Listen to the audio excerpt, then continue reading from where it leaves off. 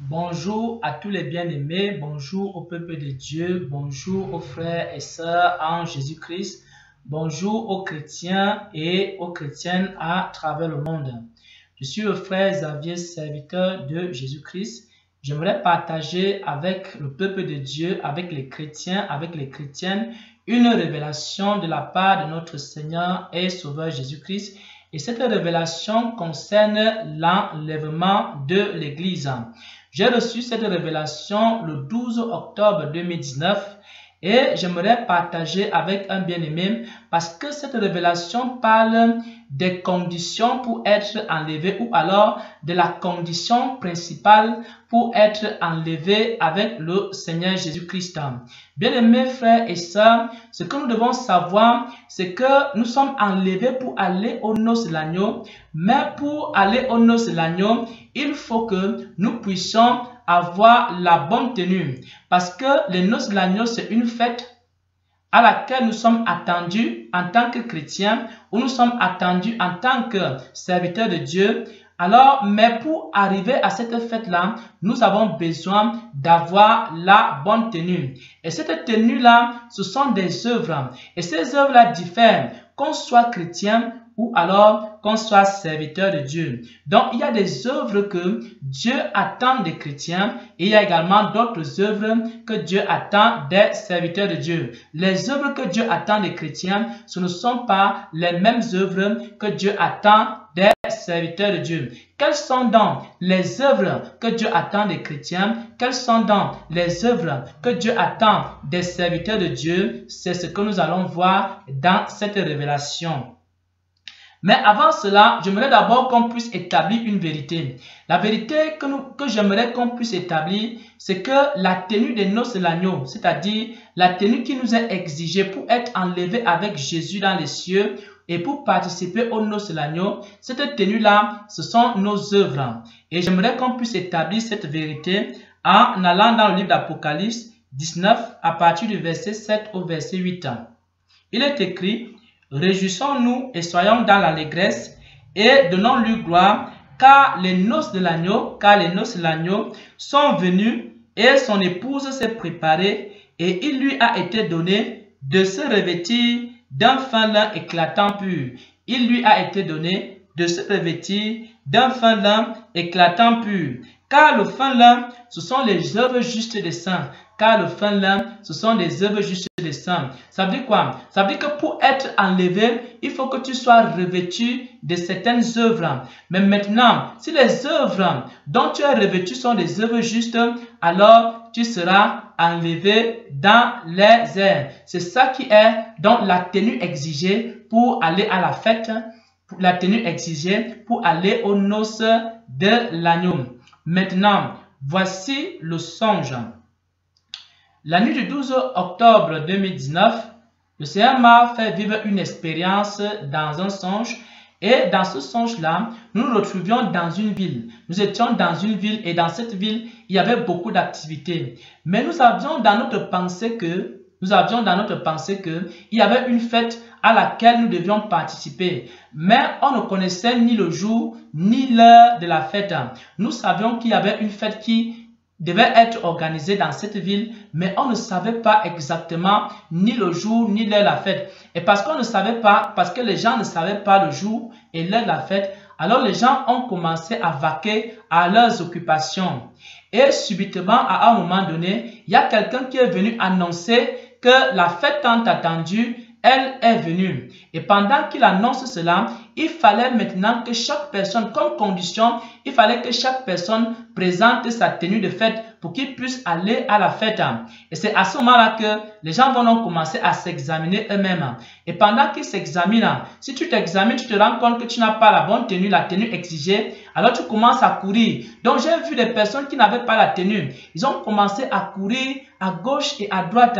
Les gens couraient, ils prenaient des motos, les gens couraient, ils couraient même à pied et chacun essayait d'utiliser le moyen de locomotion qu'il pouvait avoir pour pouvoir aller rapidement chercher la tenue et venir maintenant entrer dans la fête. Et j'ai vu donc ici un serviteur de Dieu, parce que ce que le Seigneur m'a montré, c'était un serviteur de Dieu. Et c'est pourquoi pourquoi le Seigneur parle ici de l'enlèvement des serviteurs de Dieu. Parce que les serviteurs de Dieu, ils devaient chercher leur tenue, pas comme tout le monde. Ils devaient chercher leur tenue, soit dans des maisons, soit dans des églises. J'ai donc vu un serviteur de Dieu, il devait aller chercher sa tenue dans une église.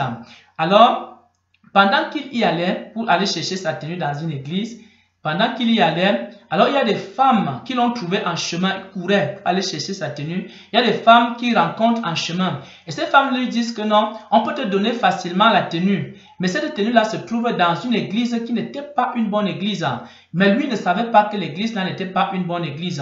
Pendant donc qu'il écoute les femmes, il s'en va donc dans l'église que ces deux femmes-là lui ont montré. Et pendant qu'il est en train d'aller dans cette église-là, pour aller chercher la tenue dans cette église, il se rend compte qu'il est devenu nu. Il se rend compte qu'il n'est plus revêtu. Et ensuite, quand il arrive dans cette église, deuxième constat qu'il fait, premier constat, c'est que quand il va dans cette église-là pour chercher la tenue, il se retrouve nu. Deuxième constat qu'il fait, c'est que les gens qui sont dans cette église sont également nus. C'est-à-dire que ces gens-là ne sont pas revêtus, que ces gens-là vivent également dans le péché. Donc, il ne trouve pas, non seulement il ne trouve pas la tenue dans cette église-là, mais en même temps, il se rend compte que les gens qui sont dans cette église-là sont des personnes qui sont nues et qui ne sont pas revêtues. Donc, il ne pouvait donc pas présenter la tenue de noces de l'agneau pour pouvoir entrer également dans la fête. Et c'est comme ça que ce serviteur-là a raté également l'enlèvement. Il a commencé à regretter pourquoi est-ce qu'il a suivi le conseil de ces femmes qui lui ont dit d'aller dans cette église-là, qui n'était pas une bonne église, afin d'aller chercher la tenue des noces de l'agneau. Ça, c'est le songe. Maintenant, nous allons entrer dans l'explication. Bien-aimés frères et sœurs en Jésus-Christ, l'explication du songe est que, en ce qui concerne les œuvres qui sont attendues pour les serviteurs de Dieu, les serviteurs de Dieu, par exemple, s'ils sont des apôtres, il faut qu'ils puissent être capables de montrer comme tenue des noces des fidèles à Dieu. Il faut qu'ils soient capables de montrer des églises à Dieu, qu'ils soient capables de montrer également des œuvres apostoliques. Si tu es apôtre, tu dois montrer des œuvres apostoliques que tu as eu à faire. Maintenant, si tu es pasteur, tu dois être capable de montrer des œuvres pastorales que tu as eu à faire. Et si tu es par exemple un prophète, il faut que tu sois capable de montrer des œuvres prophétiques que tu as eu à faire. Ça veut dire quoi? Ça veut dire que si quelqu'un est pasteur, on va lui demander où sont les brebis qu'il a eu à conduire. Mais maintenant, on ne va pas lui demander n'importe quelle brebis. On va lui demander quelles sont les brebis qui ont le cœur pur. Comment est-ce qu'il a conduit les brebis dans la pureté? Comment est-ce qu'il a conduit les brebis dans la vérité? Comment est-ce qu'il a conduit les brebis dans l'amour de Dieu et dans la révélation de Christ? Nous allons voir ça dans 2 Corinthiens 11 à partir du verset 2. Vous savez que l'apôtre Paul, s'adressant à l'église de Corinthe, avait dit ceci: « Car je suis jaloux de vous d'une jalousie de Dieu, parce que je vous ai fiancé à un seul époux pour vous présenter à Christ comme une vierge pure. Car je suis jaloux de vous d'une jalousie de Dieu, parce que je vous ai fiancé à un seul époux pour vous présenter à Christ comme une vierge pure. » Ça veut dire quoi? Ça veut dire que ce qui compte, ce n'est pas simplement de présenter une église à Dieu, mais c'est d'être capable de présenter une église des vierges pures et non des vierges folles. Ça veut dire que si tu es par exemple un pasteur d'une église peut-être de 100 000 personnes, il faut que ces personnes-là qui sont membres de ton église-là, que ces personnes-là également soient dans la vérité, que tu les aies enseigné la vérité, que tu les aies conduits dans la vérité, alors tu pourras présenter des vierges pures à Dieu. Par contre, tu peux être pasteur d'une grande église, peut-être de 50 000 personnes, mais si tu présentes à Dieu des vierges qui ne sont pas des vierges pures, il va te rejeter en tant que pasteur, il va te rejeter en tant que serviteur de Dieu. C'est la même chose en tant que prophète de Dieu. Si Dieu te donne des avertissements pour le peuple de Dieu, il faut que tu sois capable de communiquer ces avertissements-là afin que le peuple de Dieu soit édifié et que le peuple de Dieu soit purifié et que le peuple de Dieu soit prêt également pour l'enlèvement. Donc, ce qui compte, ce n'est pas simplement de dire « je suis pasteur d'une église », mais il faut que tu sois capable de présenter des personnes qui, par ton enseignement, ont été purifiées. Il faut que tu sois capable de présenter des personnes qui, par ton enseignement, sont prêtes pour aller au ciel. Donc, voilà en ce qui concerne l'enlèvement des serviteurs de Dieu. Donc, ça veut dire quoi? Ça veut dire que la tenue des noces ne dépend également de l'appel que tu as reçu. Et si tu es un simple chrétien, par exemple, ce qui te sera demandé, c'est de savoir est-ce que tu as soutenu les serviteurs de Dieu. Ce qui te sera demandé, c'est de savoir est-ce que tu as soutenu l'œuvre de Dieu. Ce qui te sera demandé, est-ce que tu as aimé ton prochain. Est-ce que lorsque quelqu'un avait faim, tu lui as donné à manger. Est-ce que lorsque quelqu'un avait soif, tu lui as donné à boire. Est-ce que lorsque quelqu'un n'avait pas de vêtements, tu lui as donné des vêtements. Est-ce que lorsque quelqu'un était étranger, tu as été hospitalier envers lui. Est-ce que lorsque quelqu'un était en prison, tu l'as visité? Est-ce que lorsque quelqu'un avait des problèmes, tu l'as soutenu? Donc, ce qui sera demandé à un simple chrétien, c'est quoi? C'est la vie de sainteté, c'est la vie d'obéissance à Dieu, c'est de savoir est-ce que tu as obéi à tes conducteurs spirituels, est-ce que tu les as soutenus, que ce soit dans la prière, est-ce que tu les as soutenus, que ce soit sur le plan financier, avec tes biens. Maintenant, ce qui sera demandé aux serviteurs de Dieu, ça sera maintenant autre chose. Donc, il faut que lorsque les serviteurs de Dieu se préparent à l'enlèvement, qu'ils commencent à considérer qu'effectivement, la tenue qui leur sera demandée sera une tenue beaucoup plus grande.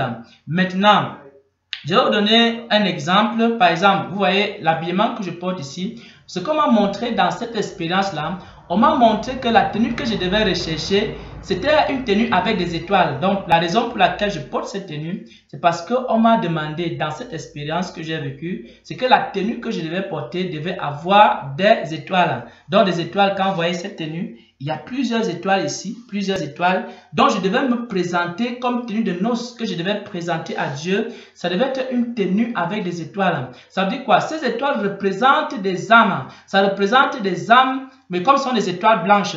Donc, ça représente des âmes au cœur pur. Que par mon enseignement, j'ai pu donner un enseignement pur, un enseignement digne, qui a pu purifier les cœurs et ces âmes sont entrées au ciel.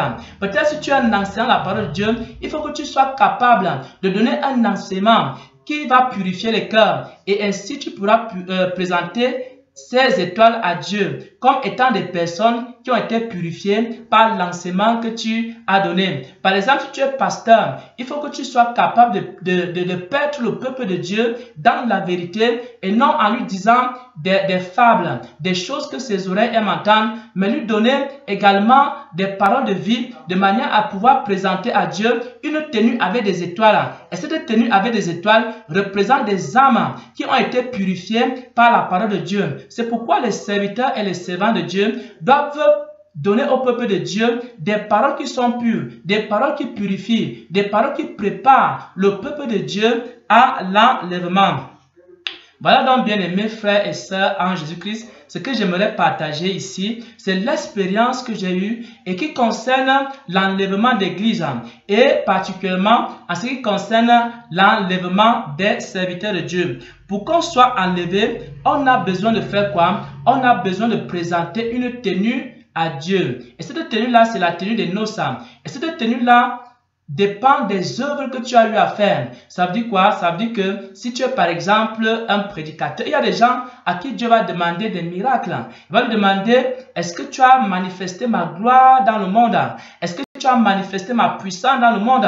Donc il y a des gens que Dieu va leur demander également non seulement les miracles qu'ils ont eu à faire, mais également l'effet de ces miracles. Est-ce qu'après avoir manifesté la gloire, est-ce que la personne a eu à enseigner la vérité de manière à ce que cette gloire qui a été manifestée puisse être au service de la pureté, de la sainteté et de la justice. Donc, il y a chacun en fonction de son appel, il lui sera demandé quelque chose pour qu'il puisse entrer dans ces noces de l'agneau, mais que les simples chrétiens, ce qui leur sera demandé, ce sera de voir est-ce qu'il a acheté par exemple les chaises de l'église, Est-ce qu'il a par exemple acheté le micro? Est-ce qu'il a contribué à l'achat du piano? Est-ce qu'il a contribué à la vie de l'assemblée? Mais maintenant, en ce qui concerne les serviteurs même, il leur sera demandé des œuvres. Si tu es apôtre, il te sera demandé des œuvres apostoliques. Il te sera demandé des miracles. Il te sera demandé des signes, des prodiges, des paralytiques qui ont marché, etc., etc. Parce que tu es apôtre, les œuvres qu'on va te demander, ce sont des œuvres apostoliques. Mais en plus de ces miracles, il te sera demandé de savoir si tu as enseigné la parole de Dieu à la foule qui a reçu ces miracles, si tu as enseigné la vérité à la foule qui a reçu tous ces signes et ces prodiges. Si tu es pasteur, il te sera demandé des œuvres pastorales. Il te sera demandé des brebis que tu as eu à perdre. Parce que Hébreux 13, verset 17 nous dit que les conducteurs veillent sur les âmes. Ils devront rendre compte de ces âmes-là. S'ils ont menti à ces âmes ou alors s'ils ont dit la vérité à ces âmes, si tu es un docteur de la parole de Dieu, il te sera demandé des doctrines, des bons enseignements qui ont purifié le cœur des gens. Et si tu es prophète, il te sera demandé également des paroles prophétiques qui ont édifié les gens et qui ont permis au peuple de Dieu de pouvoir être également édifié. Et à ce moment-là, tu vas donc te présenter devant Dieu avec un vêtement avec des étoiles. Et c'est ce que le Seigneur m'a montré dans cette révélation. Il m'a montré que nous, en tant que serviteurs de Dieu, nous devons lui présenter des vêtements avec des étoiles blanches. Des étoiles blanches représentent quoi? Ça représente des hommes qui ont été purifiés par notre doctrine, des hommes qui ont été purifiés par nos paroles, des hommes qui ont été purifiés par la gloire que nous avons manifestée. Et ces hommes-là que nous allons présenter, ce sont des vierges sages que nous allons planter à Dieu et non des vierges folles. C'est pourquoi l'apôtre Paul a dit donc dans 2 Corinthiens 11, verset 2, « Car je suis jaloux de vous, d'une jalousie de Dieu, parce que je vous ai fiancé à un seul époux pour vous présenter à Christ comme une vierge pure. Donc, bien-aimés frères et sœurs, serviteurs et servantes, présentons à Dieu des vierges pures par notre enseignement, par notre conduite et par les dons et les talents que Dieu nous a donnés. Le résultat, c'est quoi? C'est qu'on doit présenter à Dieu quoi? Des vierges pures. On doit présenter à Dieu quoi? Des chrétiens purifiés. Une église glorieuse. Une église sans tache. Une église sans ride. Sans rien de semblable. Au nom de Jésus-Christ. Amen.